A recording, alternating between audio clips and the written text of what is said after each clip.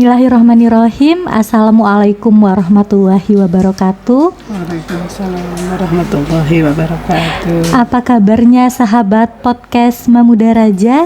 Nah, semoga dalam keadaan sehat dan selalu bersemangat dalam menjalankan aktivitas.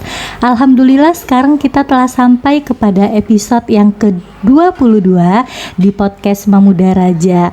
Nah, kita pada episode ke-22 ini kehadiran narasumber yang luar biasa sekali, yaitu Ustazah Ida selaku Kepala Sekolah SD Muhammadiyah Singaraja.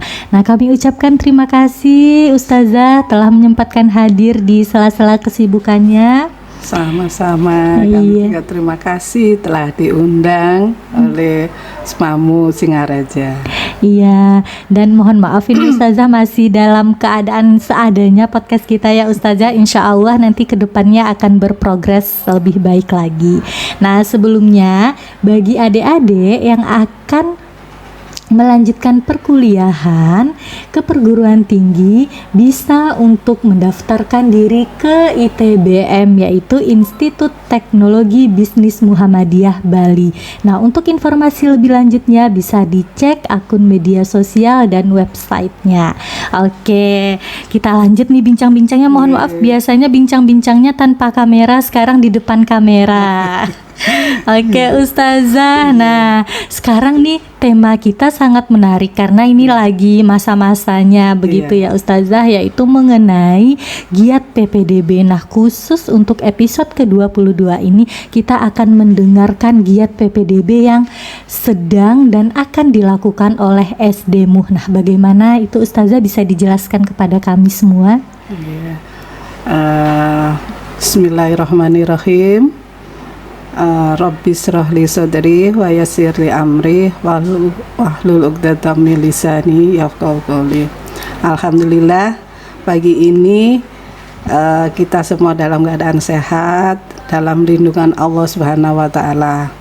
Dan tentunya SD Muhammadiyah untuk menyambut PPDB ini, langkah-langkah yang sudah kita jalani, yaitu pertama kita sudah menyebar pamflet-pamflet ke semua TK yang selama ini lulusannya masuk di SD Muhammadiyah. Dan tentunya lagi kita untuk lebih biasa yang tahun ini kita untuk yang lulusan dari TK Aisyah yang sudah kita tempuh di tahun ini, yakni kita membebaskan uang gedung. Jadi uang gedung nol sama sekali. Tentunya ini juga tidak menutup kemungkinan untuk para wali untuk menyumbang di pembangunan SD Muhammadiyah, karena sampai hari ini pembangunan SD Muhammadiyah masih berlangsung karena beberapa ruang kita masih dalam proses masih harus dibuat gitu. Jadi jalan SD Muhammadiyah untuk pembangunan ini lumayan masih agak panjang gitu. Jadi biarpun kita sudah tidak mengambil uang gedung dari lulusan TK Aisyah, tapi kita masih membuka yang berinfak untuk pembuatan kelas SD Muhammadiyah gitu.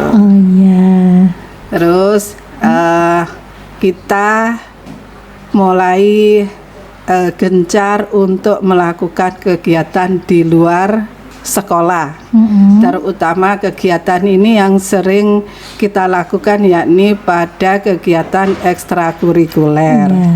Jadi ekstrakurikuler ini yang sering kita lakukan di luar yakni HW, Hizbul Waton, dan Tapak Suci. Jadi kita insya Allah setiap minggu kita akan berpindah-pindah tempat, dari misalnya di pelabuhan, di taman kota, di sekiranya tempat-tempat umum dengan tujuan untuk menarik minat anak-anak untuk di SD Muhammadiyah ini. Begitu. Iya, wah, luar biasa sekali.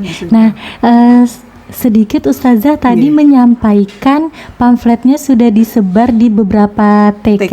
Nah, salah satunya di TK Aisyah. Nah, ada TK yang lainnya Ustazah seperti kita sudah menyebar ke TK Diponegoro, TK Kamila, TK Masjid Jami, TK Atorik, TK Aisyah, dan TK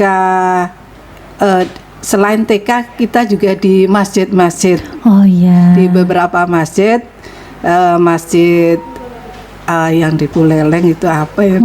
Iya. Sampai ke Buleleng juga. Wah, gitu. Masya Allah. Wah, iya, jadi ikhtiarnya sudah menyebarkan pamflet. Nah, yang ingin saya tanyakan lagi ini Ustazah, apa keunggulan dari SD-mu, mohon maaf, SD, sehingga anak-anak harus wajib dan kalau bisa mendaftarnya di sekolah kita. Nah, keunggulan-keunggulan seperti apa yang nantinya para siswa dapatkan? Keunggulan dari SD Muhammadiyah ini yakni kita membentuk generasi Qurani, di mana dengan membentuk generasi Qurani yang kita tonjolkan di SD Muhammadiyah ini adalah siswa target sekolah ini yakni lulus dari SD Muhammadiyah ini mampu menghafal 3 juz, minimal 2 juz gitu. Jadi karena itu makanya mulai semester ini kita gembleng mulai dari pagi jam 7 siswa sudah masuk kelas untuk belajar mengaji. Karena target dari sekolah ini selain hafal 2 juz, tentunya kita memulai dari awal, yakni kelas 3 dia sudah mampu membaca Al-Quran. Karena itu kita karena menggunakan metode Umi. Jadi kalau metode Umi itu ada dari 6 jilid. Setelah dia melalui selesai 6 jilid, baru dia bisa akan melanjutkan ke Al-Quran. Tentunya setelah tajwid dan qiraat. Lupa saya. Jadi targetnya itu kelas 3 dia sudah mampu membaca Al-Quran. Karena itu kita jam 7 kita sudah mulai dan diharapkan jam 7 kurang 10 siswa sudah sampai sekolah. Jam 7 kita memulai untuk mengajarkan Umi anak-anak. Jadi cara membaca agar dia di kelas 3 dia sudah mampu untuk membaca Al-Quran. Jadi targetnya kelas 1 itu dia sudah menyelesaikan 3 jilid, yakni Umi 1, 2, 3, kelas 2, 4, 5, 6. Nah, jadi kelas 3 dia sudah Al-Quran, itu target kita. Wah, luar biasa. Jadi setelah outputnya gitu, setelah keluar dari, setelah menamatkan sekolah SD dari SD-mu ini, anak-anak sudah bisa baca tulis Al-Quran, bahkan hafal 1, 2 juz begitu ya. Nah, memang salah satu program kita di Muhammadiyah itu adalah anak-anak dapat untuk menghafal Al-Quran ya, ada di juz 30, 29, 28 dengan catatan tajwidnya, harokatnya juga benar begitu. Wah, luar biasa. Umi itu dipelajari setiap hari dari Senin sampai Jumat sebelum memasuki mata pelajaran yang lain, atau di hari-hari tertentu saja Ustazah? Umi pembelajaran Umi ini kita lakukan mulai hari Senin sampai hari Kamis. Jadi untuk Jumat kita karena pergunakan untuk pembiasaan karakter. Jadi di hari Jumat kita off-kan dulu ininya, tapi yang di pembelajarannya tetap. Untuk paginya saja yang dia itu off, tapi untuk yang pembelajaran tetap seperti biasa gitu. Iya. Wah, ini luar biasa sahabat podcast. Jadi kalau adik-adik nih yang TK masuk ke SD-mu akan diajarkan baca tulis Al-Qur'annya mulai dari Umi 1, 2, 3, 4, 5, 6 dan itu Senin sampai Kamis, dan luar biasa sekali karena kita tidak hanya mendapatkan ilmu dunia tetapi juga ilmu untuk akhiratnya. Wah, ini luar biasa sekali. Nah, sedikit nih satu lagi keunggulan yang menurut saya sangat luar biasa, pembiasaan karakter yang barusan Ustazah jelaskan itu seperti apa Ustazah untuk di SD?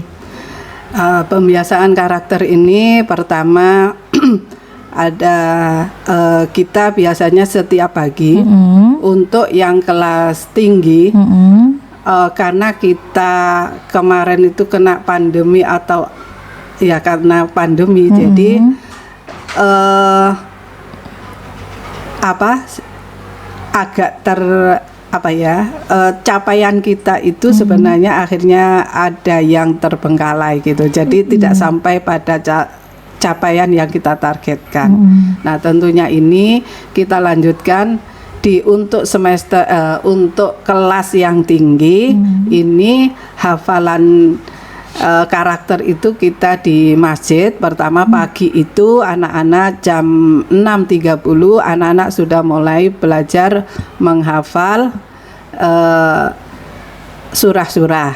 Jadi mulai surah di juz 30 itu yang kita ulang-ulang, minimal anak-anak itu di luar kepala itu juz 30 gitu. Karena kalau untuk juz 29 tentunya ini biasanya kita lakukan per kelas.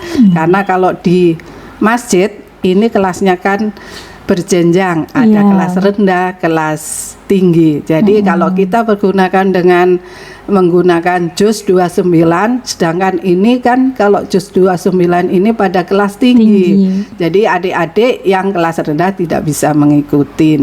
Nah, selain menghafal Al-Qur'an, menghafal surah-surah, tentunya dengan sholat duha berjamaah yang dipimpin oleh masing-masing kelas. Jadi bergiliran dari kelas 4, 5, 6. Tentunya yang menjadi imam ini akan kita pilih yang emang sudah hafalannya emang sudah tinggi. Jadi kita ambil di kelas itu siapa yang paling tinggi hafalannya, dia yang menjadi imam begitu. Dan setelah sholat duha dilanjutkan dengan doa dan biasanya dengan pendidikan karakter, di mana misalnya rajin berinfak, terus meletakkan sesuatu pada tempatnya, misalnya sepatu, tentang kebersihan, tentang ya macam-macam itu. Jadi itu disampaikan setelah sholat duha. Wah, gitu.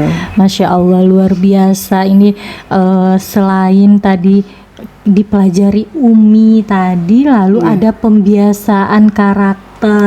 Nah, saya mau tahu nih Ustazah, mana tahu yang nonton ini ada orang tua siswa dan lain sebagainya. Rutinitas dari anak-anak datang ke sekolah, contohnya di hari Senin jam 7 sampai nanti mereka kembali ke rumah, itu di sekolah apa saja Ustazah? Kalau untuk kelasnya, mungkin kalau untuk kelas tinggi sama kelas rendah pulangnya agak berbeda ya Ustazah jamnya. Bisa dijelaskan? Jadi kalau kelas 1 dan 2 ini pulangnya kan dia setelah sholat duhur. Dimana karena dia ini kan masih masa peralihan dari TK, jadi kita biar mereka tidak terkejut, makanya kita buat dia pulang setelah sholat duhur. Dan itu biasanya dia belajar di jam belajarnya itu ya terdiri dari PT Aki. PT Aki itu baca tulis Al-Quran yang terdiri dari 8 jam. Iya. Dan ini insya Allah di sekolah lain tidak ada. Karena mengambil 8 jam itu ya lumayan berat gitu. Iya. Bukan berat dalam artian menerimanya, tapi untuk membagi waktu itu gitu. Jadi kita ada beberapa yang bukan kita abaikan ya, tapi kita ada beberapa jam yang harus kita split gitu. Jadi untuk 8 jam PT Aki ini, karena bagi kita sekolah Muhammadiyah, PT Aki ini adalah pondasi anak-anak untuk bisa ke jenjang selanjutnya, yakni membaca Al-Quran dengan baik, dengan benar. Jadi makanya ini kita genjot di awal-awal pembelajaran. Tapi sebenarnya kalau 8 jam ini bukan saja di kelas 1 atau 2, tapi ini sampai kelas 6 pun mereka mendapatkan jam PT Aki itu emang 8 jam. Gitu. Selain PT Aki tentunya ya ada tema, terus ya kalau di kelas 1 kita baru PT Aki tema Al-Islam, terus satunya lagi tema hanya 4, karena kita di kelas 1-2 ini masih fokus dengan baca tulis. Karena kita ngedre di sana, jadi kita sengaja tidak memasukkan banyak-banyak macam pelajaran biar anak-anak itu lebih mudah menerima dan menyerapnya. Nah, gitu. Kalau untuk kelas tingginya ya tentunya dia masih berjenjang, ada ya sebenarnya setiap hari pun kita memasukkan, biarpun di kelas 1-2 kita sudah memulai jam literasi. Jadi setiap istirahat kita split 10 menit. Jadi kalau 30 menit jadi 20 menit untuk dia istirahat makan apa, 10 menitnya untuk kalau kelas 1-2 dia didrill untuk baca, dan yang lainnya diberikan buku-buku untuk yang sudah bisa baca biar dia bisa membaca, yang belum bisa membaca biar dia suka dengan buku, sambil yang lainnya yang emang masih mempunyai kekurangan di membaca dia akan didrill di sana. Kalau kelas 4 sampai kelas 6 karena kelas 3 sampai kelas 6 karena semuanya pasti sudah lancar baca, jadi kita bebaskan dia membaca dengan catatan dia boleh membaca di mana saja.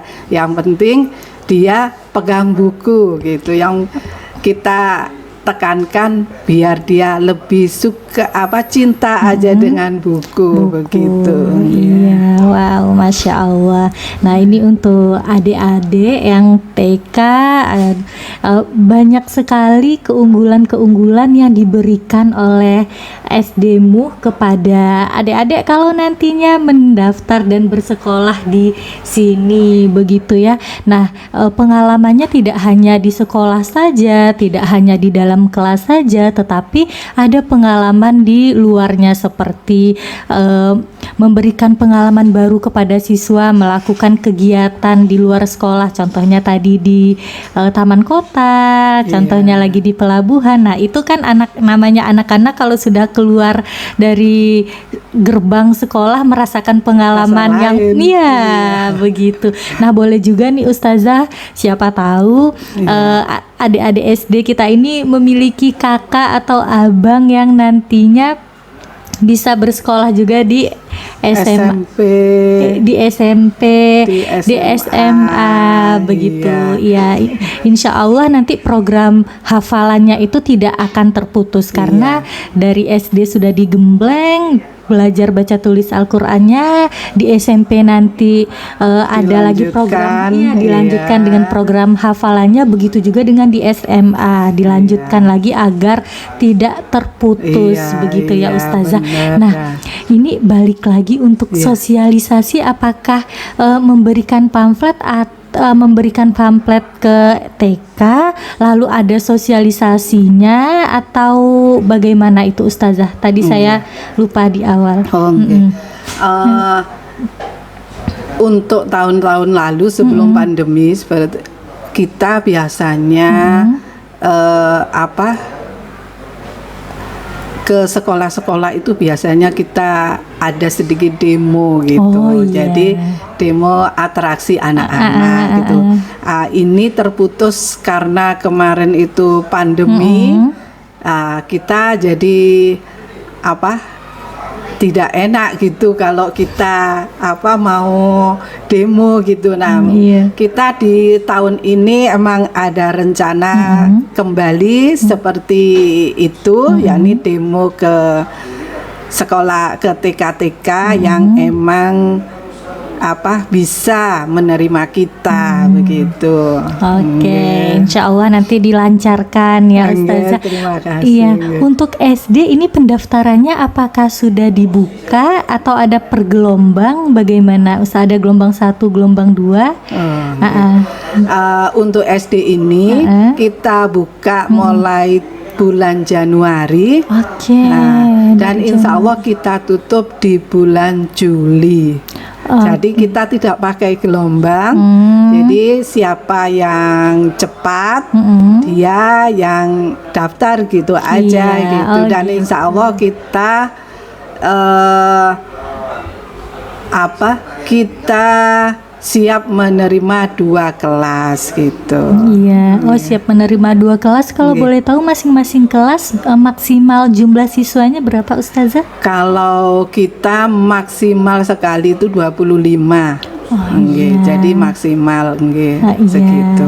Untuk 2 kelas begitu. Jadi adik-adik yang TK ayo segera mendaftar begitu ya. Dan insya Allah untuk 25 ini karena sebenarnya kapasitas kelas kita itu 33 siswa. Jadi kalau hanya 25 ini kita sebenarnya masih banyak space gitu. Tapi emang ini kita peruntukkan untuk anak-anak ini bermain itu di dalam kelas itu, jadi biar dia tidak jenuh gitu. Jadi dia mau istirahat biar sekedar istirahat sambil bermain atau bagaimana gitu, dia bisa gitu. Makanya kita biarpun kapasitas kelas kita itu sebenarnya 33, tapi kita insya Allah sampai tahun ini mungkin kita masih hanya berani menerima 25 siswa aja. Ini tentunya karena kita pengen mengoptimalkan pembelajaran ini bisa tersampaikan ke siswa dengan baik, begitu saja ini. Masya Allah. Jadi walaupun kapasitasnya lebih besar sebenarnya Ustazah, tapi lebih diutamakan kualitas pembelajarannya, gitu. Anak-anak bisa nyaman berada di sekolah gitu. Wah, luar biasa. Nah, ini saya pertanyaannya untuk ke siswanya, apa pesan-pesan Ustazah kepada siswa kelas 1 sampai yang nantinya akan lulus. Nah, begitu pesan kepada siswanya. Terutama untuk siswa kelas 6 ini yang mau lulus karena dia kelas pertama dan yang mulai awal itu sering bersama saya. Karena begitu guru, karena awal-awal begitu guru tidak ada, saya yang menjadi gurunya, dan bahkan bisa kadang sehari itu hanya saya aja gitu.